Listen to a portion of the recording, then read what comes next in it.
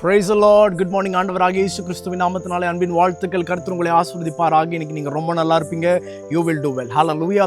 121வது சங்கீதத்தினுடைய 4வது வசனத்துல ஆண்டவரை குறித்து வசனம் விதமாய் சொல்லுகிறது. இதோ இஸ்ரவேலை காக்கிறவர் உறங்குவதும் இல்லை, தூங்குகிறதும் இல்லை. ஹல்லேலூயா.